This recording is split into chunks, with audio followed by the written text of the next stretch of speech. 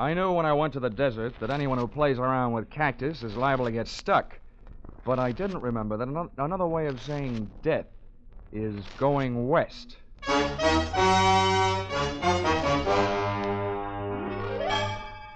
This is another in the adventures of America's fabulous freelance insurance investigator, Johnny Dollar. At insurance investigation, Johnny Dollar is only an expert.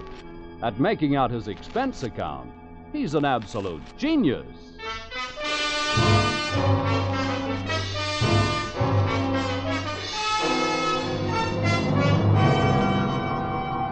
Expense account submitted by Special Investigator Johnny Dollar to Old Caledonia Insurance Company, Hartford, Connecticut. Attention, Oscar M. Wheaton, Chief Investment Counsel. The following is an accounting of my expenditures during my investigation of suspected skullduggery in the Skull Canyon mine. Or, Mr. Bones, who was that lady I seen you with last night? Or, messing with a mule train is one good way to kick off. Expense account, item 1. 25 cents. Tip to busboy who brought telephone to my table at the Blue Danube restaurant, Robertson Boulevard, Los Angeles, where I happened to be working on a case. Your call came right after the liver dumpling soup, taking me out of the soup plate and putting me in the soup. Now, this is the story, Dollar. You make notes and don't interrupt. 2 years ago, this company made an investment in a bona fide working gold mine, the Skull Canyon Mine. That's just outside Twin Buttes, Arizona. I see. I said don't interrupt. That's just over the border from Nogales, Mexico. Now, up until 3 months ago, everything was fine. The profits shown by the mine were good, and then suddenly, our returns dropped 50%. However, operating expenses, man-hours, and so on remain the same, indicating there's been no fall-off in the removal of high SAR. Now, there's something wrong. We want you to go down there and find out what it is. Expense account, item 2. $12.80.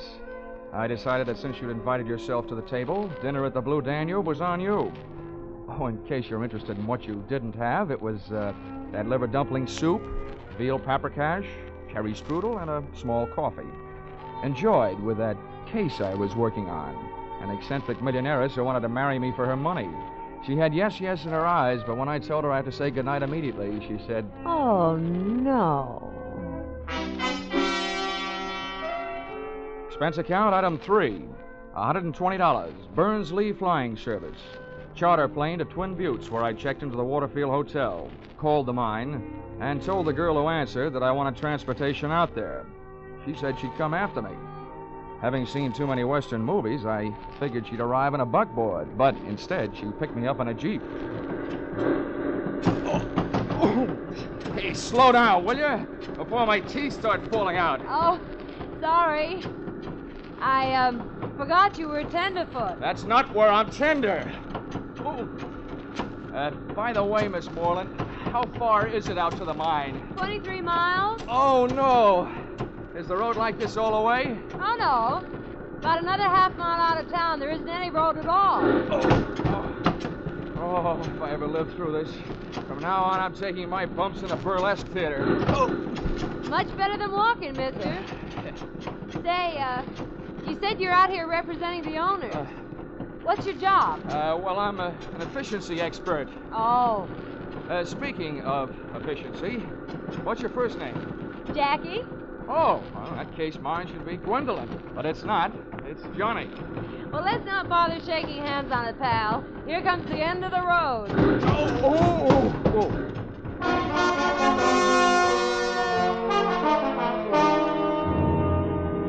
The scenery was jumping around like a home movie. My teeth were trying to find out how much abuse my uppers would take from my lowers. I felt like I was gradually being hammered down from a tall, thin man into a short, round one. And there I was, caught without my rhinestone-studded motorcycle belt.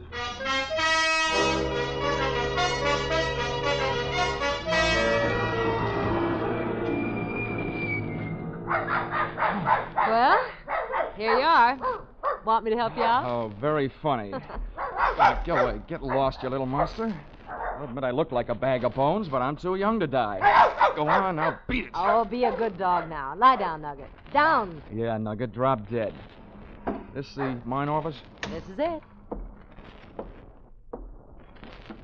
Well, Dollar, welcome to Skull Canyon. I'm Doyle, the manager out here. I'd be happier to meet you if I met you in town. Mr. Dollar's in a foul mood, Jeff. That ride was a little too much for him. That ride would have been a little bit too much for Buffalo Bill. Well, that's how Jackie keeps that figure as trim as she does. Now, come on inside, Dollar. That's where the books are, and that's where the chairs are. With cushions, I hope. I'll see you guys. All right.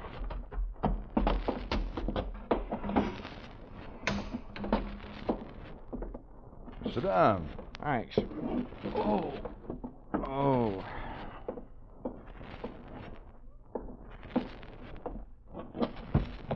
Well, there you are. You'll find all the figures right in that big, fat book. All but Jackie's. Well, I'm not in any hurry to do my arithmetic. Tell me, what do you think of the results around here? You know more about it than I do.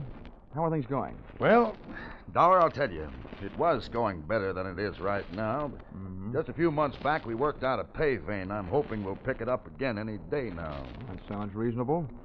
Any trouble?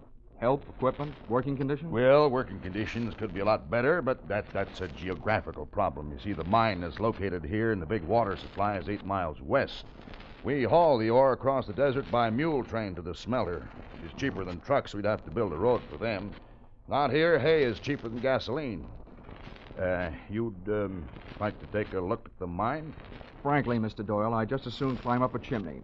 I hate dark, confined spaces. But since it's part of my job, I might as well get it over with.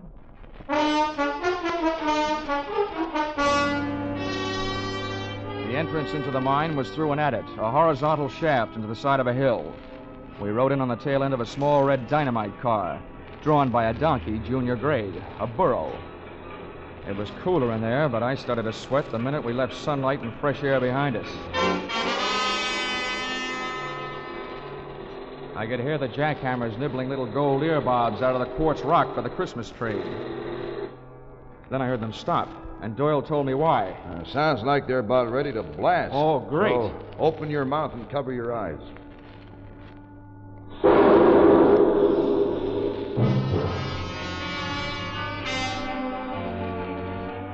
150 yards deeper into the earth, I was beginning to think that mankind is mighty hard to satisfy.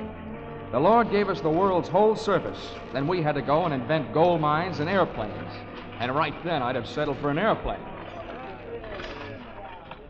Oh, what's the matter, Dollar? You look a little green. Oh, feel a little green. Well, look, take some deep breaths and hold them as long as you can. Okay. Yeah, there, that'll perk you up. Well, this is it. Right here is the only face we're working. It doesn't help. So this is it, huh? Well, let's see the rest of it. What? I told you, this is it. This is the only face we're working. Okay, you guys. Keep it moving. Load that ore. Fill them up. Come on, bend your back. Well, let's get out of here, Dollar. Okay, Doyle. I've seen what I came to see. And I also figured I had heard what I came to hear.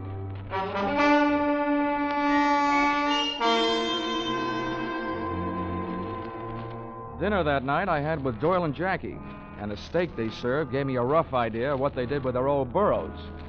Doyle's attitude gave me a rough idea that maybe he'd seen my eyes light up when I heard those jackhammers snorting away in some other part of the mine, just after he had told me that where we were standing was the only place being worked.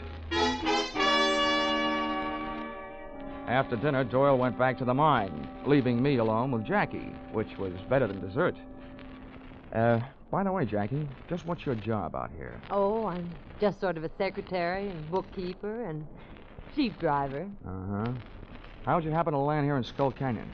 Well, I took the job because I was going to marry the man who was the manager then, Doyle's old boss. I met him in college. He was a mining engineer. His name was Larry Hodges. Oh, what happened? I was left at the altar. When I got out here, he was gone. Guess he got stage fright and changed his mind. Anyway, nobody's heard from him since. Least of all me. Come on, I'll show you where you sleep.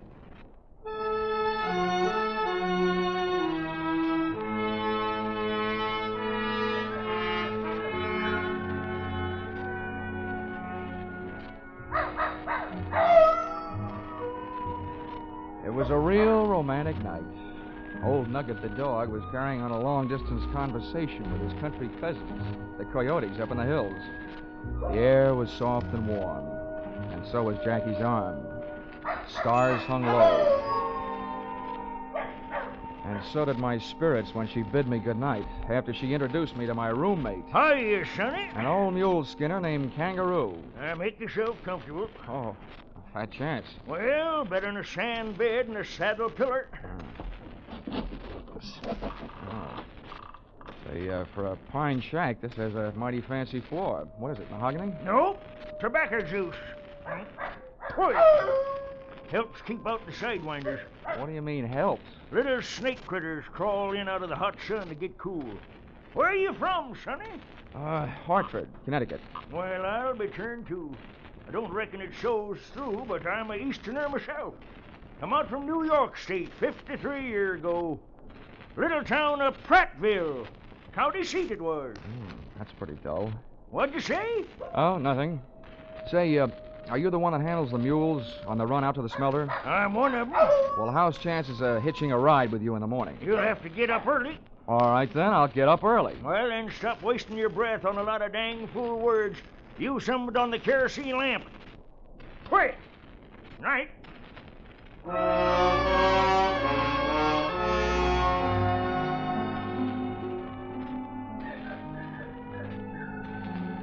I lay awake, thinking about that jackhammer I'd heard working the supposedly inactive end of the Skull Canyon mine earlier that day.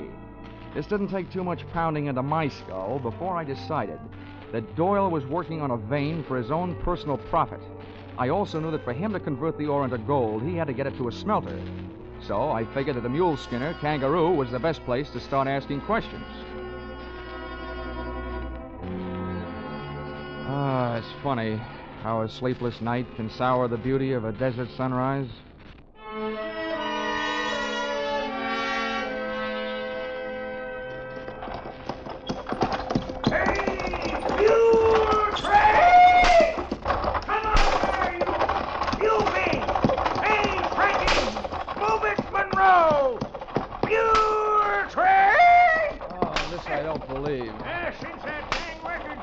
I had to rename all my mules.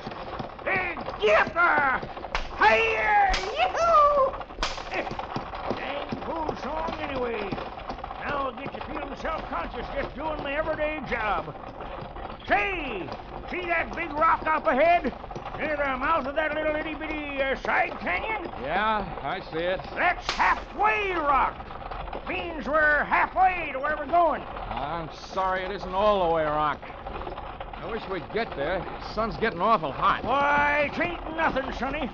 Some days that old sun's got your tongue hanging out your fur. Gets a real nice tan. How do you stand it? Hey, what's that stomach pump doing way out here? Stomach pump?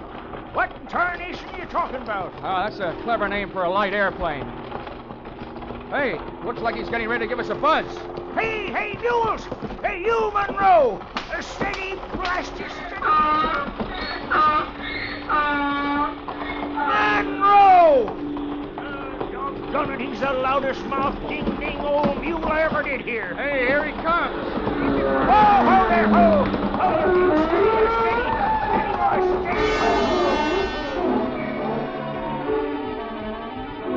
First thing I learned was if you ever want to panic a team of mules, just buzz them with an airplane. The second thing I learned was that little canyon we were approaching was loaded with armed horsemen who came galloping out like they were trying to make history at Tan Foran.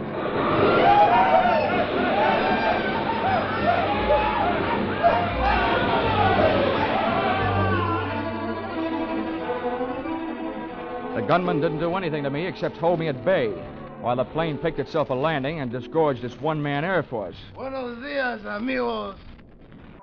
You don't look happy to see me.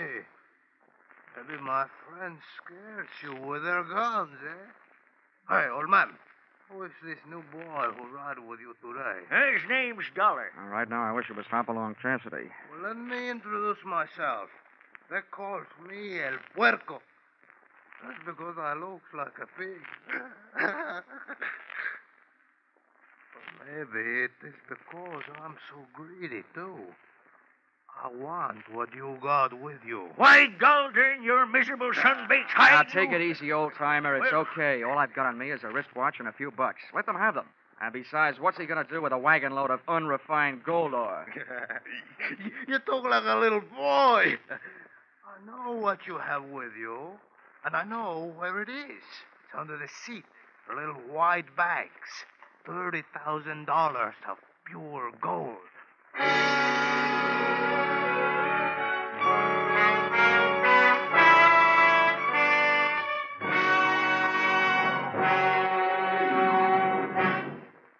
In just a moment, we will return to the second act of Johnny Dollar. But first, hardly a clue to start on, and the witnesses' stories at hopeless variance.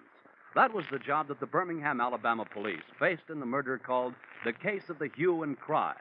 Later tonight on Gangbusters, Birmingham's own police chief comes to CBS to tell you how they tracked down the apparently unmotivated murder. Be sure to hear this true-to-life police story, reenacted on Gangbusters. Gangbusters and the Adventures of Philip Marlowe are regular Saturday night features on most of these same CBS stations. Now, with our star, Charles Russell, we return to the second act of Yours Truly, Johnny Dollar.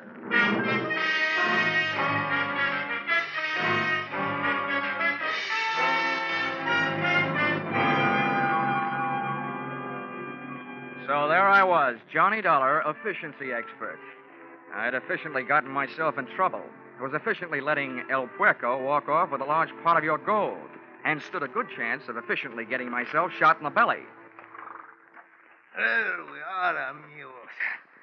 I feel better now the gold is in my little aeroplane. I hope you're not mad with me. You know, I need the money to pay my taxes. Okay. You got what you wanted. Why don't you take off and get out of here? That ding-dang rascal, he's probably figured on shooting us. Oh, no, old man. I'm a very scientific bandido. You think I want to shoot you and get killed myself for murder? Oh, no. I let your mules do the dirty work. Hey, Manuel, Pedro, Juanito, here, adelante. Take these men and tie them up. Tie them to the stake back to back. And the rest of you tie up the mules in a circle around them, in nice and close. Then I will get in my little aeroplane and dive on the mules. And the mules will kick their heads off. Pitching horseshoes may be fun, but not when they're being pitched at your head by a mule. Once we were tied back to back on the stake, the nearest available technical advisor, Kangaroo, was anything but encouraging. That's the trouble with a gold-darn mule. When they get riled up, they think with their feet. Here he comes. Ho,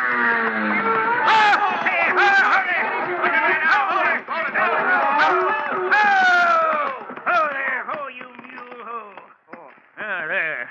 I guess we showed 'em. Yeah. I ain't skunned mules 40 years for nothing. I can handle 'em. Oh, nice going, Kangaroo. Now, listen, Sonny, I got me idea. Yeah, what is it? Well, go something like this. Hey! Oh!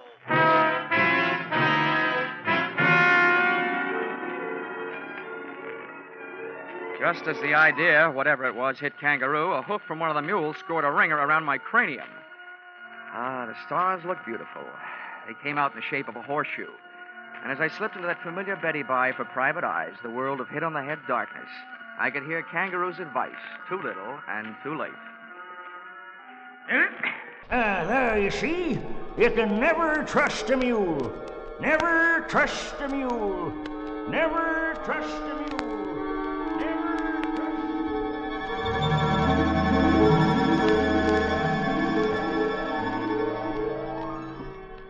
A long time later, the curtains of my eyelids went up on the next act.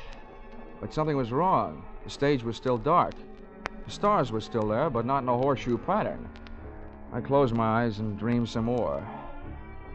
I was lying near an oasis in the Sahara Desert, and a beautiful maiden was bending over me, kissing me. She was breathing hard. And she could have used some sense then. Huh? What? Nugget, get away from me, you mangy cur. Nugget, get away from him. Oh, Johnny, you frightened Huh? her. What? Jackie. Oh, what are you doing out here? Well, take it easy, pal. It's a darn good thing I am out here. You getting yourself kicked in the head. Let's just say the wrong end of a horse got mixed up with the wrong end of a mule. Hey, where's Kangaroo? Where are the mules? What's going on? Johnny, relax. Kangaroo and the mules are on their way back to the mine. Oh, where's Pancho Tortilla? Who? There was a Mexican bandit out here, the greatest piece of typecasting since the Gutenberg Bible. Oh, El Puerco. Yeah. Yeah, Kangaroo told me about him. Come on now. Try to get up. Come on. Oh.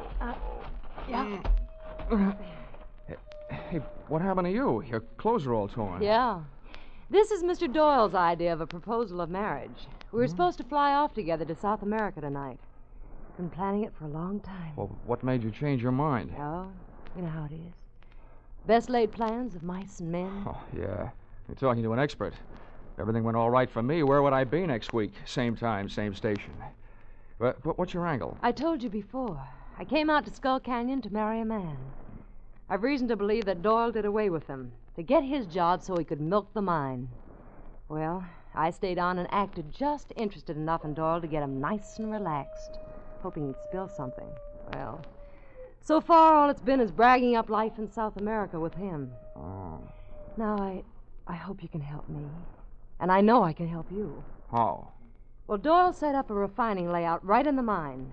When the gold he's been stealing comes out, it's pure gold. Aha. Then somebody in the mine must have tipped off El Puerco. Mm-hmm, Doyle did. Oh. He and El Puerco are working together. El Puerco's job was to get the gold across the border and you out of the way. I see.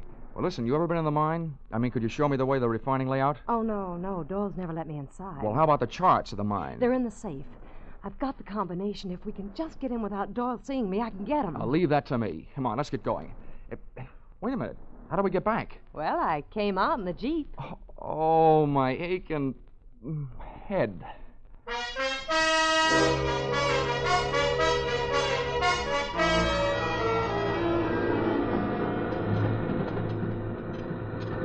This is close enough, Star Eyes.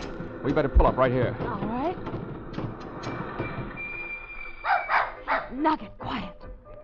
Say, the wedding may be off, but it sounds like the reception is still on. No, that's the regular Saturday night square dance. Oh. Well, look, from here, which way is the office? I'm lost. It's right over here. Oh. Come on, I'll show you. You were in it yesterday.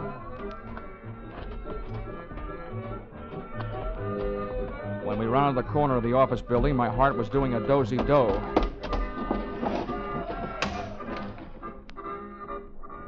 Oh! The door of the safe was open, and so was the mouth of the fellow in front of us. But he wasn't saying anything. He was lying on the floor, dead. El Puerco, the pig. Oh, what a spot for a big red apple. Johnny's dead.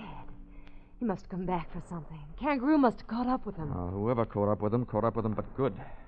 Come on, let's go take a look for Kangaroo.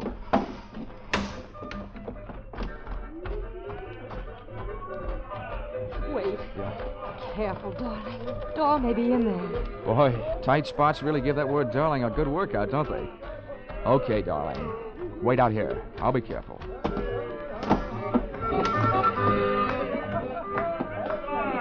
Say, partner, you seen Kangaroo around here? Kangaroo? Yeah. Well, sure. Kangaroo came in here looking for Doyle. Well, did you find him? Well, don't know. Doyle went over to the mine. Is that where Kangaroo went? Well, if I was looking for Doyle, that's where I'd go. Thank you, Bottleneck.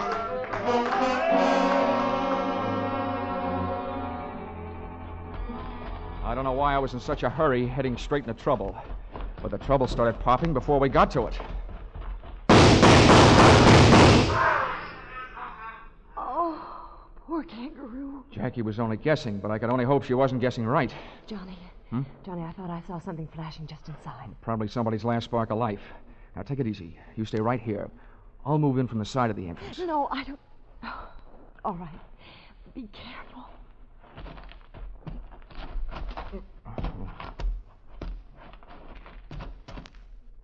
Oh, he sure got you good, partner. Okay, Jackie, you can relax. The right man got it, your play man. Mr. Doyle. Oh, Johnny. Johnny, it's awful, but what a relief. Hey, Kangaroo, you can come on now. Everything's all right. It's us, Jackie and Dollar. Anyway, don't make a move or I'll shoot you down. Hey, what the... Harry! Stay away now. Larry, you mean the guy you thought was dead? The guy you were supposed to marry? Yes. Oh, Larry. Larry died. I'll kill you. No. Oh, Larry. Larry, what's happened to you? I'll kill you. All right. Oh.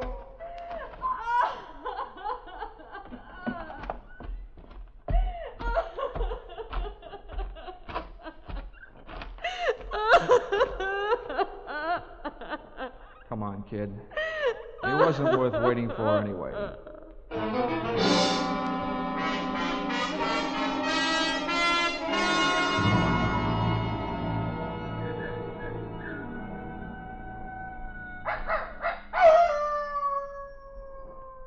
Oh, well, Kangaroo, I'm glad your first interest was feeding your mules so that you didn't get mixed up in all that shooting. Yep. Poor. Well, I'll tell you.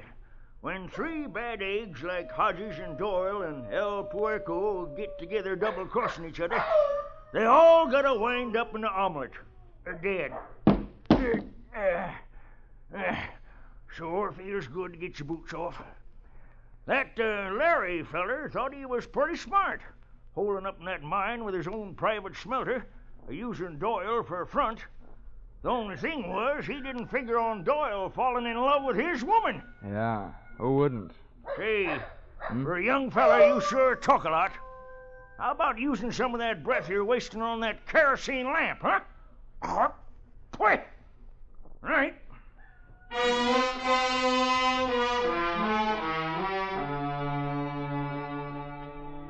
Expense account, item 4, $6.10. 1 quart snake bite medicine, 32 ounces of prevention in case a snake should bite me. Item 5, $3.40, with which I purchased the nicest gift I could think of for a gal in Jackie Moreland's position. A telegram to you, requesting that you give her a job she very much deserved, the managership of the Skull Canyon mine. You see, when she first found out that man she was going to marry didn't love her, she took out her affection on the territory, which makes me very sorry that I wasn't born in the state of Arizona. Expense account, item 6, $164.35. Transportation, Twin Buttes to Hartford. Expense account total, $947.99, which makes just about as much sense as you can make without making it a dollar. Signed, yours, no charge for that double talk, truly, Johnny Dollar.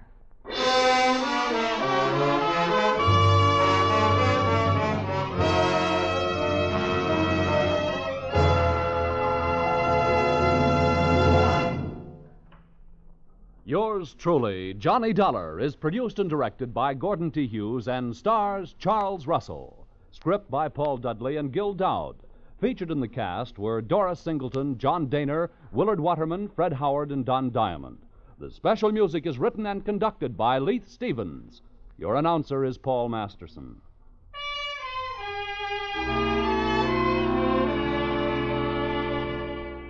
Be sure to be with us at the same time next week when another unusual expense account is handed in by Yours truly, Johnny Dollar.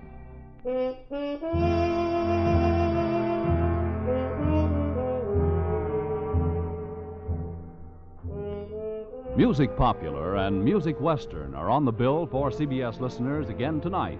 Vaughn Monroe and his band will present the 5 top tunes of the week, plus Army and Navy marching songs, Anchors Away, On Brave Old Army Team, and many others.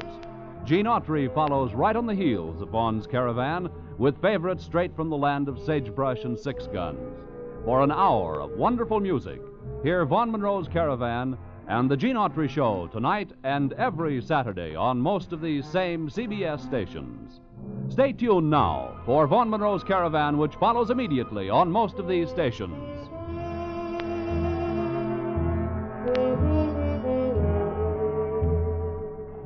This is CBS, where yours truly, Johnny Dollar, meets adventure every Saturday night, the Columbia Broadcasting System.